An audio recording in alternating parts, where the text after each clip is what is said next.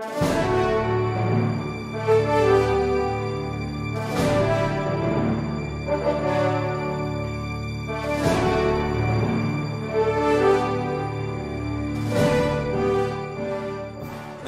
doon sa botong kailangan, bakit pa natatakot na hindi sumunod sa utos? Dahil nga, pag hindi ka sumunod sa utos, iipitin yung bidak mo. Yun lang ang sinasabi ko. Hindi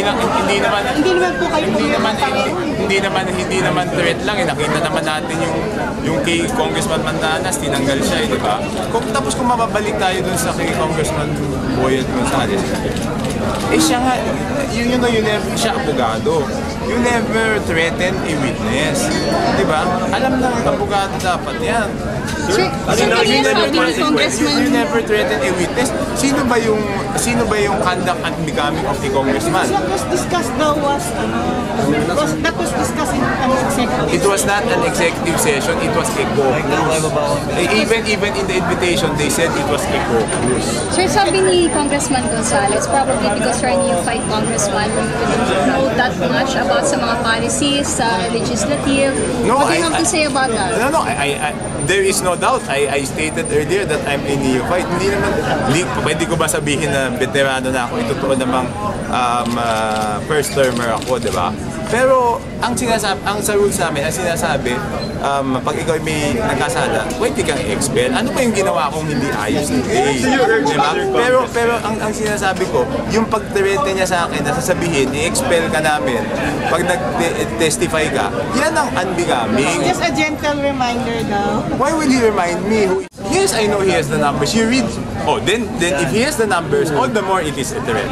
If you look at his statement, maliwanag na sinasabi na pag ako ay may sinabing na hindi ayos, ito-threaten. Pero lawyers know that you never say that to a witness who has not yet taken the witness stand. Sir, can you just clarify, who approached who? Was it you who talked to the defense lawyers para maging witness? Hindi who approached you? Kinausap nila ako, pagkatapos ng privilege speech ko, kinausap nila ako. Tinanong muna ko ano nangyari. Yun, ganun muna. Tapos pagkatapos ng Kailan po yung privilege speech? December 13, di ba? Before he was impeached? No. In-impeach siya December 12. Kaya nga ako nag-resign from the majority. Tinanong lang kung ano nangyari. So you were approached by the defense? Oo, tinanong lang kung ano nangyari. A day after? No. Day after, matagal. Siguro mga... Hindi ko alam kasi magpapasko doon. Hindi ko na matandaan kung kailan. So kinausap lang ako. Hindi pa. Tinanong lang kung ano nangyari. Gusto lang nila malaman kung ano nangyari. Sir, it's definitely you've earned the ire of your colleagues. Handa ka na ba? You've earned the ire na of your colleagues. Who said so? Hindi mo pa ba ina-expect yun after this? Bakit? Ano naman sinabi ko? Ganito na lang, Hindi no? daw nabasa. Okay.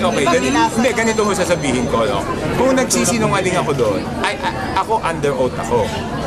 Kung nagsisinungaling ako, meron akong sinabing hindi totoo, pakiusap ko doon sa na-offend ko, magboluntaryo rin silang mag-testify under oath para malaman kung sino yung hindi nagsasabi ng totoo, di ba? Kung they are offended because hindi totoo yung sinasabi ko, di mag-testify, mag-voluntaryo sila mag-testify para i-rebut yung sinasabi ko. Ngunit, kung na-offend sila dahil totoo yung sinasabi ko, hindi ko kasalanan yun kasi totoo yung sinasabi ko eh. So, the fact that, kaya nga ako pumunta dito under oath para patunayan at panindigan na totoo yung sinasabi ko. Kung hindi totoo yung sinasabi ko, magboluntaryo kung sino yung congressman na nagsasabi hindi totoo yung sinasabi ko doon sa 188 at magtestigo sila dyan. And I am not saying that I am only testifying, ha? I will make it clear. I'm only testifying doon sa oras na nahandun ako from 2:30 to 4:10. So after 4:10, hindi ko na alam kung ano nangyari. So hindi ko sinasabing lahat ng 188 hindi nakabasa. Mga congressman.